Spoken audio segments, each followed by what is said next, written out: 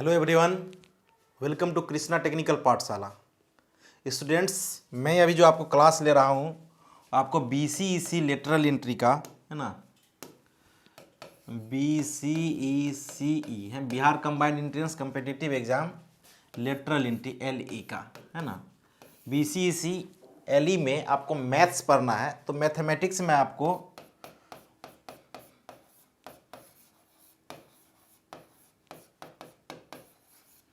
मैं अभी आपको डिफरेंशियल कैलकुलस से स्टार्ट करूंगा।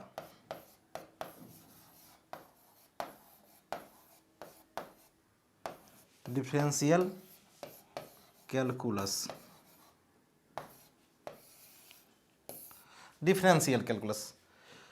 आपका जो चैप्टर पढ़ना आपको पहला दिख रहा, आप जब सिलेबस दिखेगा तो उसमें दिखेगा आपको सॉलिड ज्योमेट्री, उसका दिखेगा डिफरेंशियल कैलकुलस, उसका दिखेगा इंटीग्रल कैलकुलस, उसका दिखेगा आपको डिफरेंशियल इक्वेशन, उसका दिखेगा वेक्टर, उसके बाद आपको दिखेगा फोरियर सीरीज, है ना। ये 5-6 चैप्टर आपको पढ़ना है पूरा। लेकिन जब आप क्वेश्चन उल्टाएंगे, चाहे क्वेश्चन बैंक आप देखेंगे प्रीवियस ईयर का, वो तो मेमोरी बेस्ड होता है, लेकिन फिर भी आप जब आप देखिएगा तो सबसे पहले आपको डिफरेंशिएशन का सवाल दिखेगा, उसके बाद इंटीग्रेशन का सवाल दिखेगा, उसके बाद वेक्टर का सवाल दिखेगा, उसके बाद 3D और फोरियर सीरीज का सवाल दिखता है। तो इसलिए, और चूंकि आप डिफरेंशिएशन और इंटीग्रेशन से क्या है, फ्रेंडली है, बहुत आप पढ़े होंगे, पहले भी पढ़े होंगे, अभी भी पढ़ रहे होंगे, तो हमने सोचा कि सबसे पहले आपको डिफरेंशियल कैलकुलस और इंटीग्रल कैलकुलस पढ़ाएंगे, उसके बाद आपको सॉलिड ज्योमेट्री, वेक्टर और फोरियर सीरीज पढ़ाएंगे। और वो तीनों जो है छोटा छोटा चैप्टर है, वहाँ से रटने वाला चीज़ ज़्यादा है। सॉलिड ज्योमेट्री में बहुत सारा फार्मूला आपको याद करना पड़ेगा और डायरेक्ट फार्मूला से भी सवाल बन जाएगा, और कुछ जो होता है आपको वेक्टर और 3D मिक्स करके आ जाएगा, तो वो थोड़ा सा टफ हो जाता है। लेकिन इंटीग्रेशन में और डिफरेंशियल कैलकुलस में आपका सवाल है बहुत स्मूथली आता है, आप इजीली कैलकुलेट कर सकते हैं। चाहो अगर डिफरेंशिएशन में आप पढ़ते हैं तो आपको जो पढ़ना है, पहला टॉपिक डिफरेंशियल में पढ़ना है आपको रिव्यू ऑफ लिमिट्स है, लिमिट, कंटिन्यूटी एंड डिफरेंशियबिलिटी। ठीक, लिमिट, कंटिन्यूटी एंड डिफरेंशियबिलिटी के बाद एप्लीकेशन जो पढ़ना है, Lagrange mean value theorem, Rolle's theorem, ये भी पढ़ना है। उसके बाद आपको जितना भी डिफरेंशिएशन है, लेबनीज रूल पढ़ना है। जो अभी डिफरेंशिएशन आप पढ़ते थे dy/dx, d²y/dx², वो आपको nth टर्म तक जब डिफरेंशिएट कर देगा तो उसको बोलते हैं लेबनीज रूल, है ना। तो ये सब आपको पूरे पढ़ाएंगे, आराम से स्मूथली पढ़ाएंगे, तो कोई टेंशन लेने की जरूरत नहीं है आपको। सिलेबस टाइम पे खत्म करेंगे और टाइम पे आपको प्रॉपर मॉडल पेपर देंगे, आपको पूरा बढ़िया से बनेगा। नंबर ऑफ क्वेश्चन प्रैक्टिस करने के लिए आपको दिक्कत नहीं होगा, अधिक से अधिक क्वेश्चन हम आपको प्रैक्टिस करवाएंगे, ठीक, जितना पॉसिबल हो सके। उसी तरह को इंटीग्रेशन में भी आप देखिएगा तो आपको पहले आपको जो बेसिक इंटीग्रेशन है वो स्टार्ट करना पड़ेगा, आपको इंडिफिनिट, उसका डेफिनिट, उसके बाद आपको डबल इंटीग्रेशन और ट्रिपल इंटीग्रेशन पढ़ना पड़ेगा। तो उसके लिए टेंशन नहीं पड़ना है।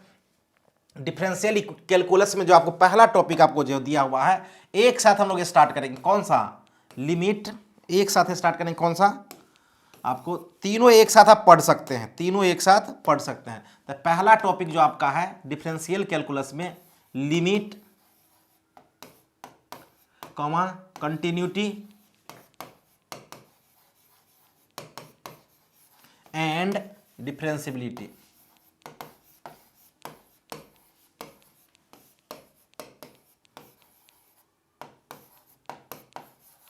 है ना। Differentiability, limit, continuity and differentiability. बोले सर लिमिट और कंटिन्यूटी तो एक साथ पढ़ सकते हैं। आप देखिए, थोड़ा छोटा छोटा बात है ना, आपको बताते जाएंगे, हर बात लिखने जरूरी नहीं होता है, आपको कुछ कुछ बात याद कर, मतलब देखते जाना, आपको बताते जाएंगे, आपको याद मेमोरी में रखना है, क्योंकि आप तो 1-2 क्लास के मतलब 10th के बच्चा है नहीं कि आपको हर बात को मतलब बोर्ड पे ही लिखा जाए। बस आप बोर्ड पे कंसंट्रेशन होकर देखिएगा तो पूरे बात आपको समझ में आ जाएगा, कहीं कोई दिक्कत ही नहीं होगा। तो लिमिट और कंटिन्यूटी एक साथ पढ़ेंगे, और डिफरेंशियबिलिटी थोड़ा है, एक सवाल आता है डिफरेंशियबिलिटी से या कंटिन्यूटी से एक सवाल, लिमिट से एक सवाल, यानी एटलीस्ट अगर कम से कम 5 सवाल इस तीनों से आएगा। लिमिट से 2 सवाल आता है, कंटिन्यूटी से 1-2 आता है, और डिफरेंशियबिलिटी से 1 आता है। यानी टोटल देखें तो कम से कम 5 और मैक्सिमम 6 से 7 क्वेश्चन आपको यहां से मिलेगा ही मिलेगा। लिमिट से तो 2 क्वेश्चन होगा, मतलब किसी भी तरह आपको 1 से 2 क्वेश्चन आपको मिलेगा ही मिलेगा लिमिट और कंटिन्यूटी से, तो इसलिए कंफ्यूज नहीं होना पड़ेगा। तो पहले लिमिट हम लोग स्टार्ट करते हैं, उसके बाद देखते हैं हम लोग क्या होता है। ठीक, लिमिट से जस्ट स्टार्ट करते हैं कंटिन्यूटी, है ना। लिमिट और कंटिन्यूटी साथ लेके चलेंगे, दिखाते हैं कैसे साथ लेके चलेंगे। सबसे पहले आपको लिमिट देखेंगे हम लोग, start limit, continuity and differentiability एक साथ चलेंगे, है ना। तो अगर आपको मतलब ये हमारा वीडियो पसंद आ रहा है, आप अगर BCEC लेटरल एंट्री में एंट्रेंस टेस्ट में इंटरेस्टेड है, तो आप हमारे यहाँ कोर्स ले सकते हैं, देख सकते हैं, आप हमारे ऐप को डाउनलोड कर लीजिए, कृष्णा टेक्निकल पाठशाला, सॉरी KTP क्लासेज, हमारा यूट्यूब चैनल है कृष्णा टेक्निकल पाठशाला जिस पे आप देख रहे हैं। ठीक, तो आप डाउनलोड कीजिए और कोई भी दिक्कत हो तो आप कांटेक्ट कर लीजिए वहाँ पे, है ना, 9877-580 और 530। चाहे आप इस पर भी कांटेक्ट कर सकते हैं 9122-194-906 पे। ठीक, हम लोग आते हैं अब सिलेबस पे। ठीक, तो बोले सर लिमिट क्या है, तो लिमिट के लिए आपको 3 मन में क्वेश्चन आएगा, है ना। आप पढ़े होंगे, लिमिट पढ़े होंगे, फिर भी हम आपको बेसिक से पढ़ाएंगे, कहीं भी दिक्कत की जरूरत नहीं होगा, आपको कहीं दिक्कत नहीं होगा और आराम से आप स्मूथली समझ जाएगा। पहला मन में आएगा क्वेश्चन आएगा limit of what, limit of what, है ना, किसका लिमिट। ये आप जब सेमेस्टर फर्स्ट सेकंड में पढ़े होंगे तो आप देखे होंगे सेमेस्टर फर्स्ट और सेकंड में लिमिट है।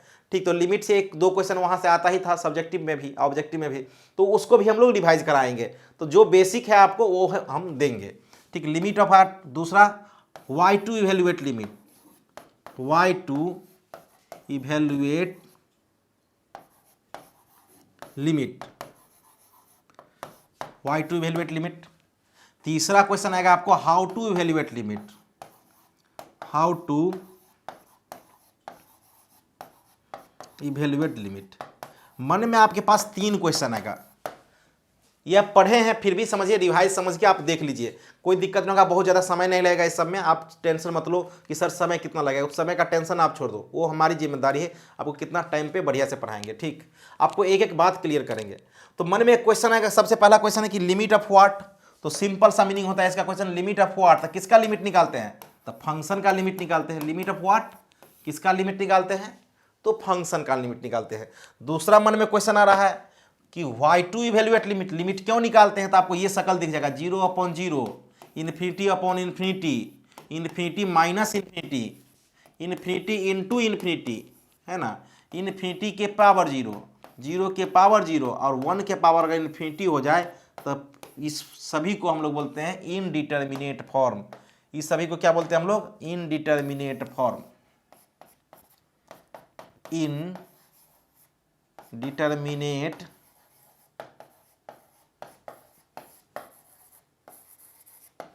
Indeterminate form. बोले सर ये इनडिटर्मिनेट फॉर्म होता क्या है, मन में एक विचार आएगा, तो ऐसा फॉर्म जिसका हम लोग डिटर्मिनेंट नहीं कर सकते, डिटर्मिनेंट मतलब वैल्यू नहीं फाइंड कर सकते। आपसे कोई पूछे क्या चाहिए बताओ,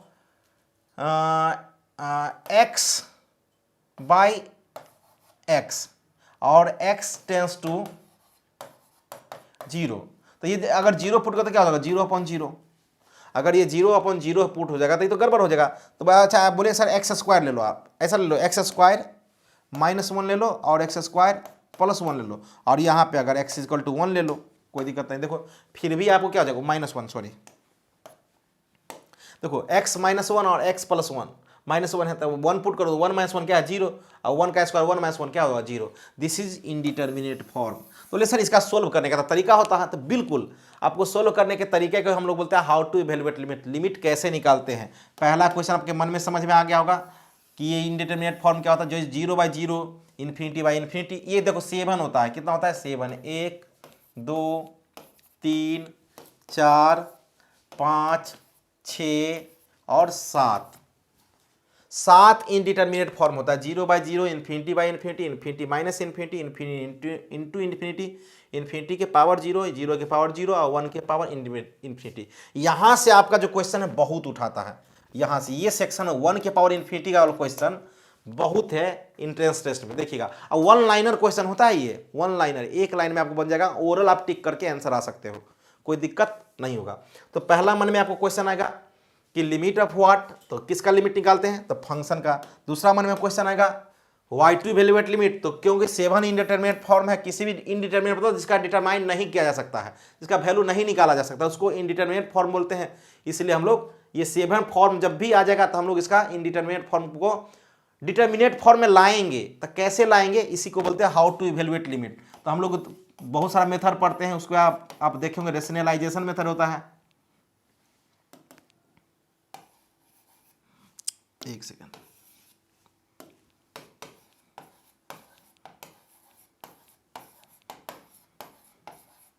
रेशनलाइजेशन मेथड पढ़ते होंगे आप लिमिट में। दूसरा पढ़ते होंगे factorisation method,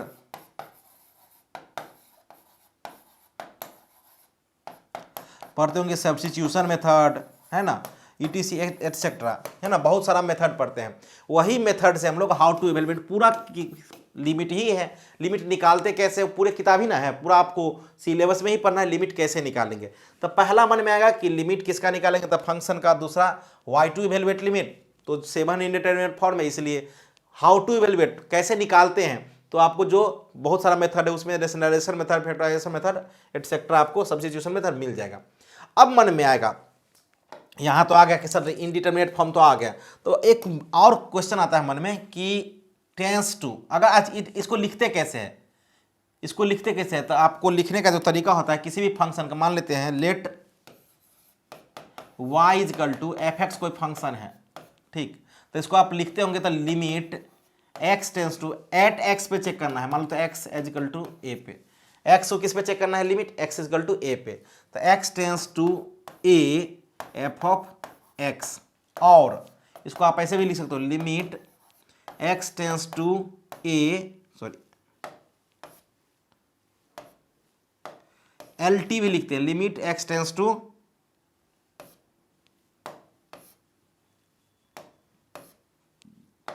limit x tense to a f of x, ऐसे लिखते हैं। इसको रीड करते हैं limit x tense to a f of x और limit LT x tense to a f of x, ये दोनों में से कोई भी तरीका यूज कर लो, कोई फर्क नहीं पड़ता है। तो अब यहाँ पे मन में एक विचार आएगा, इसको क्या पढ़ते हैं, इसको पढ़ते हैं it is read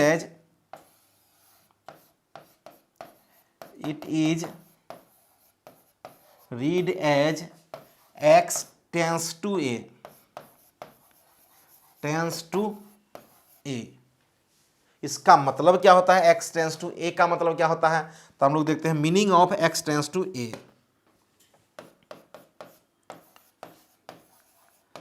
meaning of x tense to a, this is x tense to a, meaning of x tense to a क्या होता है, x टेंस टू a का मतलब होता है x is very very close to a but not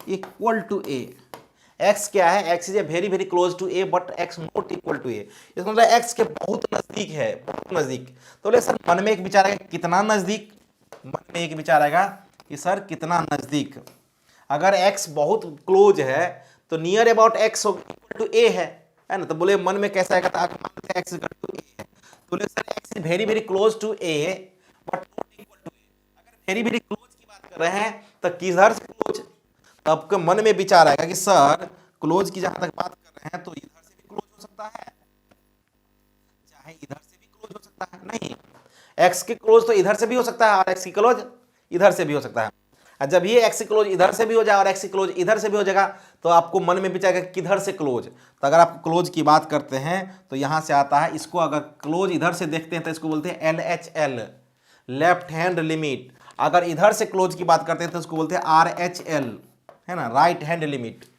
ठीक।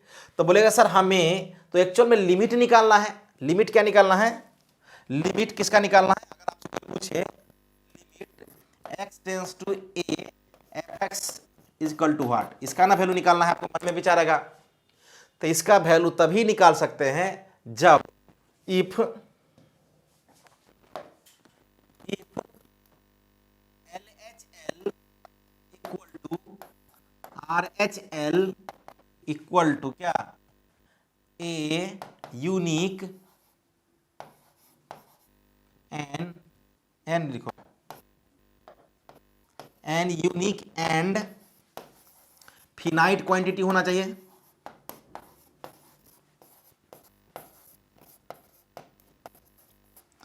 X if LHL equal to RHL equal to an unique and finite quantity होना चाहिए, इनफिनाइट में वैलिड नहीं होगा क्योंकि इनडिटरमिनेट फॉर्म तो पढ़े ही है। तो बोलेगा सर इसका मतलब क्या हुआ, इसका मतलब यह हुआ LHL को हम लोग लिखते हैं limit x tense to a पे चेक कर रहे हैं तो मान लो a माइनस मतलब हुआ a से जस्ट छोटा, a से जस्ट छोटा, मतलब ये x इक्वल टू a है तो इससे जस्ट छोटा क्या होता है, इधर ए माइनस इधर लिख ले, अगर इधर देखोगे इधर तो ये हो जाएगा आपको limit x tends to a minus, a से जस्ट छोटा एफ ऑफ एक्स, इधर देखोगे तो limit x tends to A plus F of x, यानी ए प्लस का मतलब क्या हुआ, ए से जस्ट बड़ा, था ए से बड़ा क्या होगा राइट में होगा, और ए से जस्ट छोटा मतलब ए से छोटा लेफ्ट में होगा, तो इसका मतलब होगा F of x equal to limit x tends to A plus F of X, ये किसके इक्वल है, ये आर एच एल के इक्वल है ना, तो L H L equal to R H L क्या होना चाहिए, फिनाइट, यूनिक एंड फिनाइट होना चाहिए, फिनाइट क्वांटिटी। आप पूरा लिखने में थोड़ा क्या दिक्कत है, आप unit and finite quantity, finite quantity क्या होना चाहिए, फिनाइट क्वांटिटी, यूनिक है तभी तो फिनाइट है, यूनिक है मतलब दोनों इक्वल हो गया तो यूनिक है, एक ही वैल्यू ना मिलेगा, यूनिक एंड फिनाइट होना चाहिए। अगर इसको अदर वे में लिखते हैं, और क्या तरीका है और लिखने का, और तरीका लिखने का है, और आप ऐसे भी कहीं कहीं बुक में लिखते होंगे, limit H tends to zero F of A minus H equal to limit H tends to zero F of A plus H equal to finite quantity होना चाहिए, फिनाइट क्वांटिटी, ये भी है, ये भी आप पढ़े होंगे, या तो ये निकाल लो या तो ये निकाल लो, दोनों में से कोई भी निकाल लोगे कोई दिक्कत आपको नहीं होगा, किसी से आप लिमिट का वैल्यू निकाल लोगे। अगर मान लेते हैं लिमिट एग्जिस्ट कर गया तो इसके बाद क्या होगा, लिमिट इज एग्जिस्ट, अगर ये दोनों निकाल लिए तो limit x tends to A F of x equal to क्या हो जाएगा, एग्जिस्ट, अगर ये एग्जिस्ट हो गया, फिनाइट हो गया तो एग्जिस्ट हो गया ना, तो देन आपका इसका वैल्यू मिल जाएगा। तो ले सर अभी पता नहीं चला कि क्या कह रहे हैं आप, क्वेश्चन ही नहीं समझ में आ रहा, हम आते हैं क्वेश्चन पे, टेंशन मत लो कि सर कैसे होगा। अगर ये लिमिट की बात हो गया, ये हम लोग क्या कर दिए, लिमिट की बात कर लिए, अगर कंटिन्यूटी पढ़ना है, कंटिन्यूटी पढ़ना है, ये लिमिट है ना, ये लिमिट पढ़ना, अगर कंटिन्यूटी पढ़ना है तो देखो हम क्या करते हैं, एक ही साथ कंटिन्यूटी का लिमिट दिखा देते हैं कैसे आता है।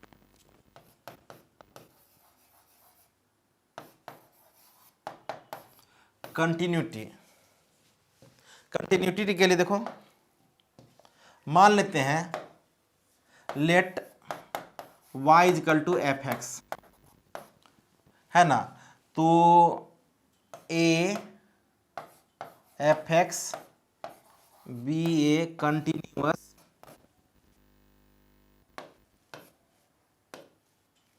If F x be a continuous then क्या होना चाहिए, अगर कोई फंक्शन कंटिन्यूअस हो जाए, कंटिन्यूटी हो जाए, कंटिन्यूअस होने के लिए क्या करना पड़ेगा, L H L equal to R H L, limit को एग्जिस्ट तो होना ही पड़ेगा, और अगर वैल्यू ऑफ फंक्शन हो जाए इक्वल क्या, and unique and finite quantity हो जाए।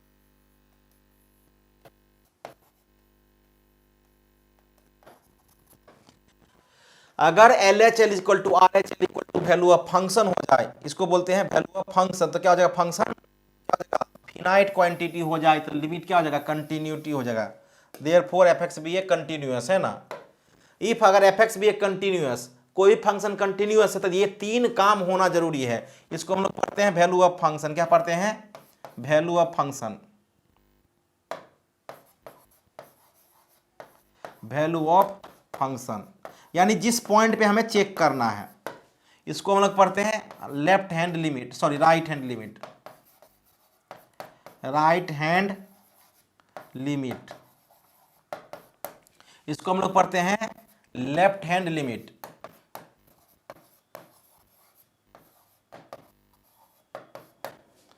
Left hand limit equal to right hand equal to value of function हो जाए तो वो फंक्शन क्या हो जाएगा, कंटिन्यूअस हो जाएगा।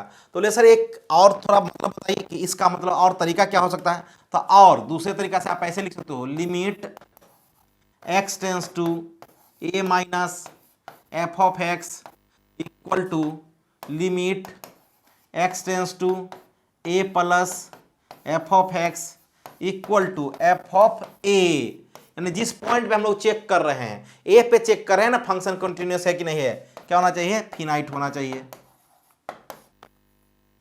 तो ये फंक्शन क्या कहलाएगा, ये फंक्शन क्या आ जाएगा, this is therefore f x be a continuous function, f x be a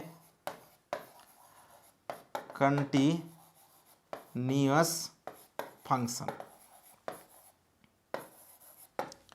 continuous function. अगर ये कंटिन्यूअस फंक्शन हो गया तो एक और तरीका कंटिन्यूअस को आगे बढ़ाने का, कंटिन्यूअस को आप बोले सर भाई ग्राफिकली बताइए ना कि फंक्शन कंटिन्यूअस कैसे होता है, मन में एक विचार आएगा। तो देखो कोई भी फंक्शन, नॉर्मल मेथड है, कोई भी फंक्शन अगर मान लेते हैं ग्राफ बनाते वक्त, देखो ये y axis, this is x axis है ना, अगर इसमें हम ग्राफ बनाते हैं, मान लेते कोई ऐसा ग्राफ बनाते, देखो ये पता है तुमको क्या है, ये ग्राफ पता है तुमको, y is equal to mod of x का ग्राफ है। अगर आपको ग्राफिकली चेक करना है तो मॉड का ग्राफ बनाने के लिए ग्राफ कहां से स्टार्ट हो रहा है, देखो दिस इज इंड पॉइंट, तो इंड पॉइंट को आप एरो देखने में बताइए, यहां से स्टार्ट करो,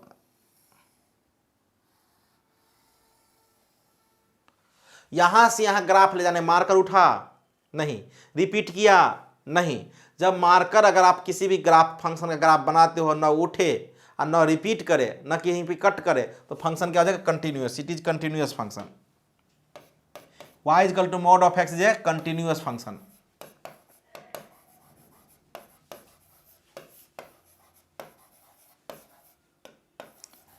किस पे, यहां पे देखो कंटिन्यूअस है ना, यहां पे क्या होगा, कंटिन्यूअस फंक्शन हो जाएगा। ठीक, किसी भी पॉइंट पे कंटिन्यूअस फंक्शन है, एवरी पॉइंट पे कोई दिक्कत नहीं है। तो आपसे बोलिएगा सर कि y is equal to x square अगर आप बताइए, आप जब देखोगे y is equal to x square के ग्राफ तो ये भी कंटिन्यूअस फंक्शन, देखो y is equal to x square graph कैसा होता है, y is equal to x square, इसको मार्कर उठाया कभी, एक ही बार में आ गया ना, आप देखोगे यहां से स्टार्ट किए यहां तक आ गए, तो इसको मार्कर कभी नहीं उठाना पड़े, तो ये फंक्शन क्या होगा, कंटिन्यूअस है। अगर ये फंक्शन कंटिन्यूअस है तो ऑलरेडी क्या हो गया, लिमिट एग्जिस्टेंस हो गया, f x be a continuous, continuous. एक मिनट, अब बोलेगा सर अभी भी समझ में नहीं आया कि आप कहना क्या चाह रहे हैं, मन में एक विचार होगा। ठीक, तो सिंपल सा मीनिंग है कि कोई भी फंक्शन का अगर आप मार्कर से ग्राफ बनाते हैं, अगर मार्कर से ग्राफ बनाने में पेन करना रिपीट करें, जैसे मान लो देखो यहां पे अगर मान लो ये ग्राफ ऐसे बनाए, देखो दिस और दिस, ये ग्राफ हो गया, तो देखो ये पेन भी उठाया तब ना यहां से यहां आए और कट भी कर दिया, यानी ये फंक्शन क्या होगा, कंटिन्यूअस नहीं होगा। ठीक, फील आया। तो क्वेश्चन अभी तक नहीं बनाए हैं, मन में क्वेश्चन आएगा। तो ये था फंक्शन का दो पॉइंट, क्या, फंक्शन का कंटिन्यूटी और एग्जिस्टेंस ऑफ लिमिट, ये दो बात हो गया। एग्जिस्टेंस ऑफ लिमिट में क्या बढ़ा दिए, वैल्यू ऑफ फंक्शन बढ़ा दिए, तो फंक्शन क्या होगा, कंटिन्यूअस हो गया। आ रहे हैं, टेंशन मत लो कि सर ये और क्लियर कीजिए, और आते हैं। सबसे पहले थोड़ा डिफरेंशिएबिलिटी का फार्मूला लिख लेते हैं। ठीक, डिफरेंशिएबिलिटी, क्योंकि तीनों एक साथ लिए हैं इसलिए डिफरेंशिएबिलिटी का फार्मूला लिखना जरूरी है। ठीक,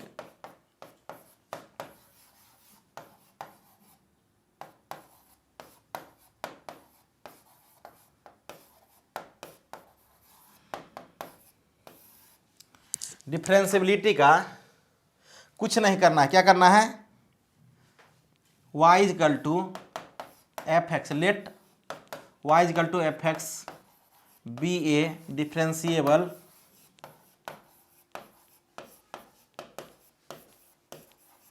eight x equal to a पे। अगर मान लेते कोई भी फंक्शन डिफरेंशिएबल है एक्स इजकल टू ए पे, तो इसका मतलब ये हुआ कि L H D equal to R H D equal to क्या होना चाहिए, a an finite quantity, finite quantity.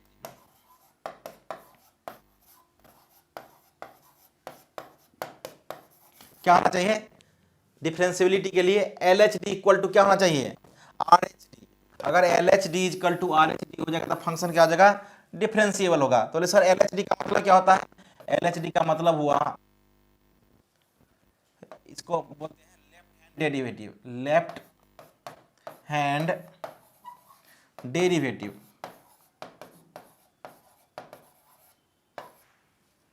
इसको हम लोग बोलते हैं right hand derivative,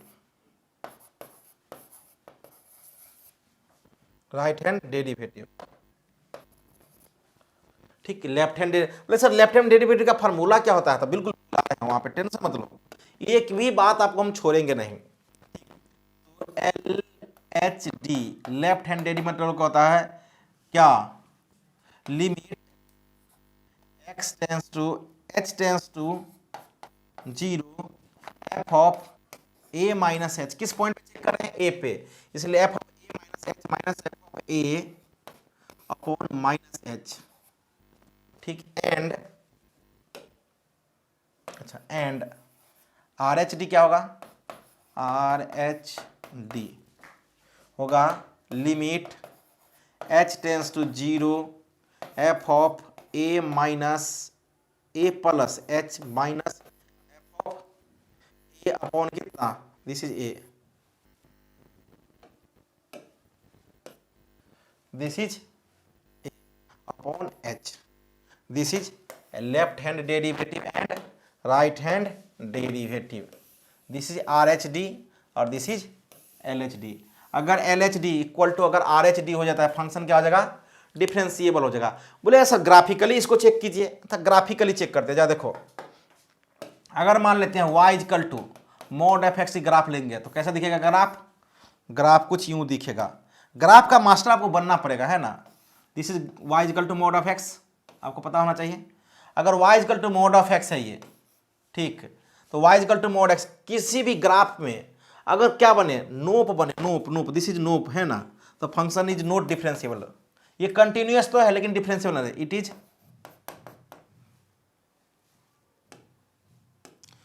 is continuous, है ना, बट नॉट डिफरेंशिएबल।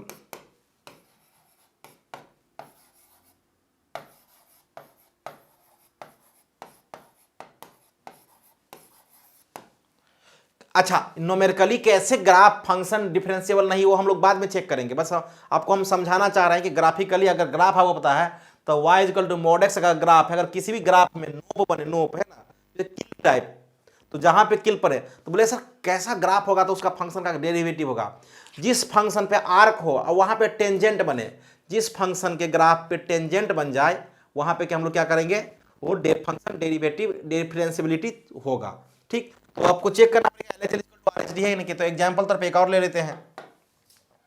कौन सा ग्राफ? जा देखो, अभी जस्ट लिए हैं y equal to x square का ग्राफ। किसका ग्राफ लिए हैं? This is y equal to x square का ग्राफ। देखो अब यहाँ पे टेंजेंट बन रहा है। टेंजेंट का मतलब दिस इज टेंजेंट, यहाँ पे भी टेंजेंट बनेगा, यहाँ पे भी टेंजेंट बनेगा, यहाँ भी टेंजेंट बनेगा, क्योंकि आर्क है ना, तो आर्क पे टेंजेंट बनेगा। किसी भी आर्क पे टेंजेंट बनता है, आपको पता है। टेंजेंट का मतलब होता है नॉर्मल के परपेंडिकुलर। दिस इज अगर कोई आर्क है, अगर इस आर्क पे मान लो ये टेंजेंट है, तो दिस इज, इसको बोलते हैं नॉर्मल, इसको बोलते हैं टेंजेंट। ठीक ठीक, टेंजेंट। तो किसी भी आर्क पे अगर कोई भी ग्राफ पे अगर टेंजेंट बने तो वो टेंजेंट क्या होगा? अगर वो किसी ग्राफ पे टेंजेंट बनता है तो क्या होगा? वो फंक्शन डिफरेंशिएबल होगा, यानी क्या हो जाएगा? It is continuous and also differentiable.